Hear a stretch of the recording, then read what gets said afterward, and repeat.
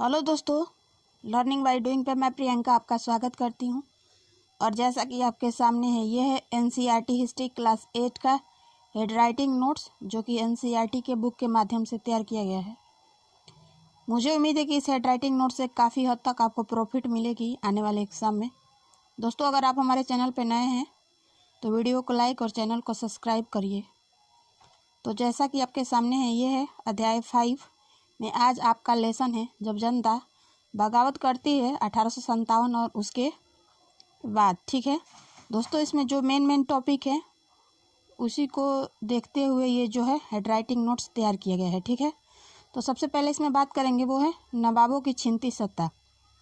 तो east India company की नीतियों से राजाओं, रानियों, किसानों, जमींदारों और किसान आदिवासियों, सिपाहियों सब पर तरह तरह के असर पड़े। ठीक है, आगे जो बात किया गया है वो है कि 18वीं सदी के मध्य से ही सहायक संधि तथा हड़प नीति द्वारा नवाबों एवं राजाओं की सत्ता पर जबरन अधिकार कर लिया गया, जिससे उनमें असंतोष का माहौल बना था। ठीक है, आगे जो बात किया गया है वो है कि झांसी की रानी लक्ष्मीबाई के दत्तक पुत्र को राजा बनाने से इनकार कर दिया गया तथा पेशवा बाजीराव द्वितीय को पेंशन तथा दत्तक पुत्र नाना साहेब को भी नहीं दिया गया। ठीक है, आगे बात करेंगे हम वो है आगे जो बात किया गया है वो है अवध की रियासत अंग्रेजों के कब्जे में जाने वाली आखिरी रियासतों में से एक थी, जबकि 1801 में अवध पर सहायक संधि तथा 1856 में उसे अंग्रेजों ने अपने कब्जे में ले लिया।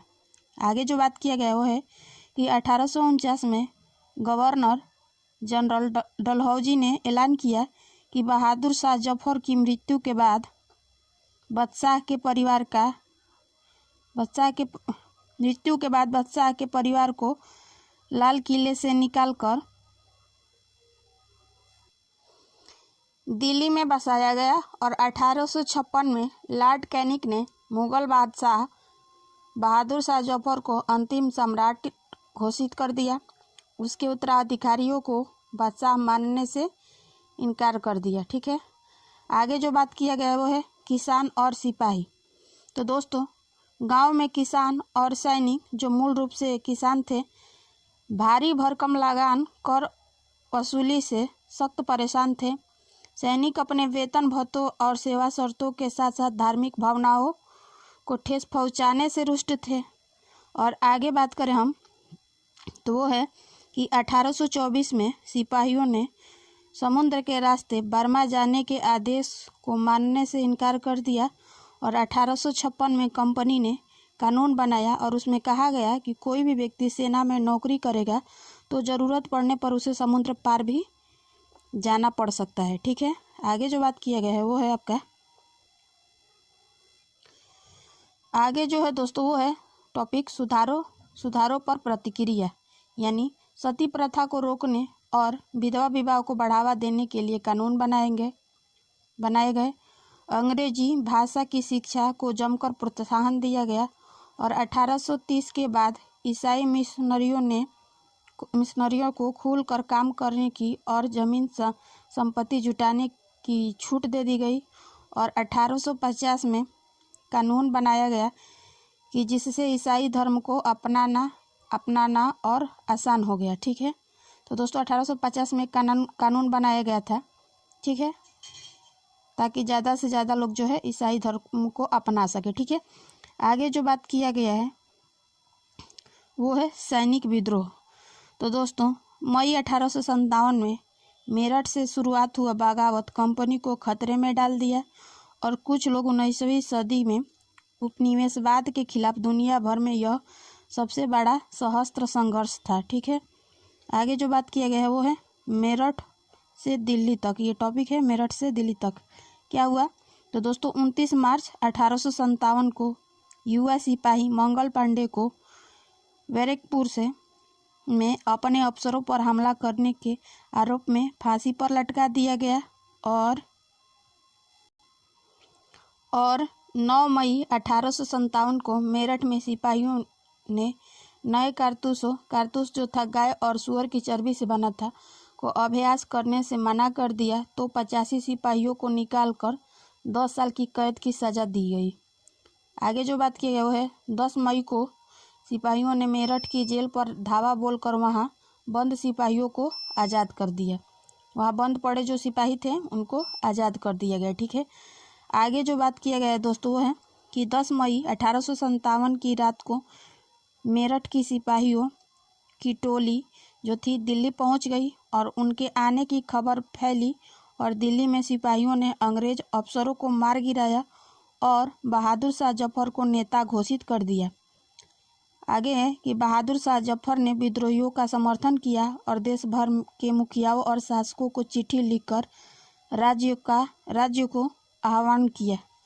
ठीक है, आगे जो टॉपिक है दोस्तों वो है विद्रोह जो थी फैलने लगी। ठीक है, तो एक एक करके हर रेजिमेंट में सिपाहियों ने विद्रोह कर दिया। दिल्ली, कानपुर व लखनऊ जैसे मुख्य बिंदुओं पर दूसरी टुकड़ियों को भी निकालने पड़े। ठीक है, आगे जो बात किया गया वो है स्थानीय नेताओं, जमींदारों और मुखियाओं के पीछे संगठित हो गए और वे लोग सत्ता स्थापित कर दिए। अब आगे जो हम बात करेंगे वो है कानपुर। तो दोस्तों स्वर्गीय पेशवा बाजीराव के दत्तक पुत्र नाना साहब ने खुद को पेशवा घोषित कर दिया और उन्होंने ऐलान किया कि वह बादशाह बहादुर शाह जफर के तहत गवर्नर हैं। ठीक है, आगे जो बात किया गया है वो है लखनऊ के बारे में देखते हैं क्या जिक्र किया गया है। तो दोस्तों लखनऊ में नवाब वजीद अली शाह के बेटे बिरजिस कद्र को नया नवाब घोषित कर दिया गया और उनकी मां बेगम हजरत महल ने अंग्रेज़ों के खिलाफ मोर्चा संभाला। आगे जो है वो है झांसी। तो दोस्तों झांसी के जो थी रानी लक्ष्मीबाई ने नाना साहब तात्या टोपे के साथ मिलकर अंग्रेज़ों को भारी चुनौती दी। और आगे जो है दोस्तों आपके सामने वो है मंडला जो कि वर्तमान में एमपी है। ठीक है, एमपी बोले तो मध्य प्रदेश। तो राजगढ़ की रानी अवंतीबाई लोधी ने 4000 सैनिकों की फौज तैयार कर अंग्रेज़ों के खिलाफ उसका नेतृत्व किया। अब आगे जो शहर है वो है फैज़ाबाद में मौलवी अहमदुल्ला शाह ने अपने समर्थकों को जुटाकर अंग्रेज़ों से लड़ने लखनऊ जा पहुँचे। ठीक है, अब आगे जो है वो है बरेली। तो दोस्तों बरेली के सिपाही बख्त खान ने लड़ाकों की एक विशाल टुकड़ी के साथ दिल्ली की ओर कूच कर दिया। आगे है बिहार। तो दोस्तों बिहार के जमींदार जो कुंवर सिंह थे ने भी विद्रोही सिपाहियों के साथ दिया और महीनों तक अंग्रेज़ों से लड़ाई लड़ी। ठीक है, आगे जो है आपके सामने वो है एक नोट क्या है कि दोस्तों 6 अगस्त 1857 को लेफ्टिनेंट कर्नल टाइलर ने अपने कमांडो इन चीफ को टेलीग्राम भेजा अंग्रेज़ों से भय व्यक्त किया। वो अपना जो था भय व्यक्त किया। आगे जो टॉपिक है वो है कंपनी का पलटवार। तो दोस्तों इंग्लैंड से सैनिक मंगवाए विद्रोहियों को सजा देने के लिए नए कानून बनाए गए और विद्रोहियों के केंद्र पर धावा बोल दिया गया। सितंबर 1857 में दिल्ली में दोबारा अंग्रेज़ों के कब्जा में आ गई। और आगे जो है वो है अंतिम मुगल बादशाह बहादुर शाह जफर पर मुकदमा चलाया गया और आजीवन कारावास की सज़ा दी गई और उनके बेटे को उनकी आंखों के सामने ही गोली मार दिया गया। ठीक है, आगे जो बात किया गया है वो है अक्टूबर 1858 में बहादुर शाह जफर और पत्नी बेगम जीनत महल को रंगून जेल में भेज दिया गया और नवंबर 1862 में बहादुर शाह जफर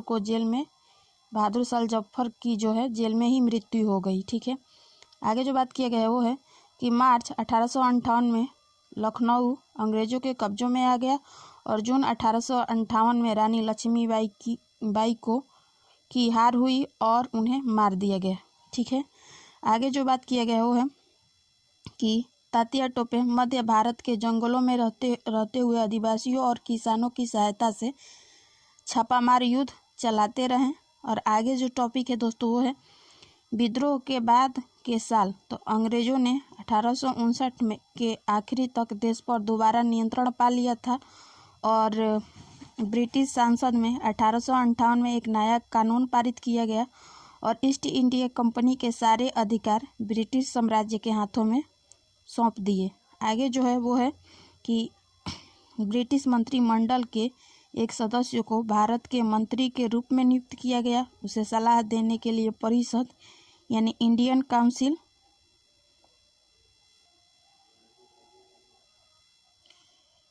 काउंसिल का गठन किया गया और भारत के गवर्नर जनरल को वायसराय का ओहदा दिया गया और उसे इंग्लैंड के राजा रानी का निजी प्रतिनिधित्व घोषित कर दिया गया। आगे जो है वो है अंग्रेज सरकार ने भारत के शासकों की जिम्मेदारी सीधे अपने हाथों में ले लिया और भारत के शासकों को ब्रिटिश साम्राज्य के अधीन शासन चलाने की छूट दी गई। ठीक है, आगे जो बात किया गया है कि सेना में भारतीय सिपाहियों का अनुपात कम करने तथा यूरोपीय सिपाहियों की संख्या बढ़ाने का फैसला लिया गया और अवध, बिहार, मध्य भारत और दक्षिण भारत के सिपाहियों की भर्ती करने की बजाय अब गोरखा, सिखों और पठानों में से ज़्यादा सिपाहियों की भर्ती किए गए। ठीक है, आगे जो बात किया गया है वो है मुसलमानों की ज़मीन और संपत्ति बड़े पैमाने पर जब्त की गई तथा अंग्रेज उन्हें विद्रोही मानते थे। आगे जो टॉपिक है वो है खुर्दा संग्राम या पाइक विद्रोह। तो दोस्तों इसमें खुर्दा उड़ीसा के दक्षिणी पूर्वी भागों में से एक छोटा सा राज्य था जो 19वीं शताब्दी की शुरुआत में 60 बड़े और 1109 छोटे गांव सम्मिलित थे। और दोस्तों यहाँ के राजा वीर किशोर देव को 4 परगनाओं तथा जगन्नाथ मंदिर का संचालन और 14 गढ़ जाति के प्रशासनिक उत्तरदायित्व को पूर्व में दबाव में आकर मराठाओं को सौंप दिया गया। और आगे जो बात किया गया है वो है कि वीर किशोर देव के पुत्र मुकुटदेव द्वितीय को इस दुर्दशा में विचलित थे और 1803 में उड़ीसा को अंग्रेजों ने कब्जे में ले लिया और साथ ही वीर किशोर देव के राज्य को अपने में मिला लिया। ठीक है, आगे जो बात किया गया है कि अंग्रेज जो थे सांत्वना के रूप में नियमित अनुदान के साथ जगन्नाथ मंदिर की देखरेख का दायित्व भी दिया तथा उसका निवासी पुरी में निश्चित कर दिया गया। ठीक है, आगे जो बात किया गया दोस्तों वो है कि खुर्दा को अपने अधीन करने के तुरंत बाद अंग्रेजों ने राजस्व निर्भरित जमीन पर कर लगाने की नीति अपनाई। आगे जो बात किया गया वो है राज्य के पूर्व सैनिक वर्ग जिन्हें पाइक के नाम से जाना जाता था, उनका जीवन बुरी तरह से प्रभावित हुआ और 1805 और 1817 के बीच में खुर्दा से बड़े पैमाने पर लोग जमीन छोड़कर चले गए। आगे और चले हम तो दोस्तों बात किया गया है वो है कि खुर्दा में विस्थापित राजा का वंशानुगत सेना नायक जगबंधु विद्याधर महापात्र भरमेश्वर राय, जिन्हें बक्सी जगबंधु के नाम से जानते थे, वह ऐसे बेदखल हुए कि जमींदारों में से जो वो एक थे। ठीक है, आगे जो बात किया गया वो है व्यवहारिक रूप से वे एक भिखारी बन गए और 2 साल तक उन्होंने खुर्दा के लोगों से स्वैच्छिक दान से अपना गुजारा किया। ठीक है, आगे जो टॉपिक है दोस्तों वो है खुर्दा के लोगों की तकलीफ़ें।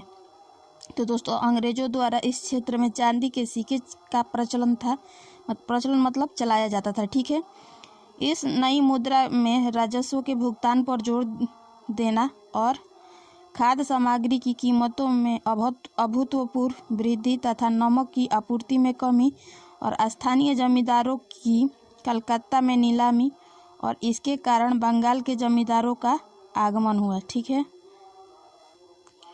आगे जो बात किया गया है वो है 29 मार्च 1817 को इस संग्राम की शुरुआत पाइकों ने बानपुर में स्थित पुलिस चौकी और अन्य सरकारी संस्थानों पर हमला कर दिया और 100 से अधिक लोगों की हत्या करने के साथ सरकारी खजानों में से एक बड़ी रकम लेकर चले गए। ठीक है, आगे जो बात किया गया है वह है उत्साह से भरपूर जमींदार और रैयत पाइकों के साथ मिल गए और उन्होंने कर मत दो अभियान शुरू किया।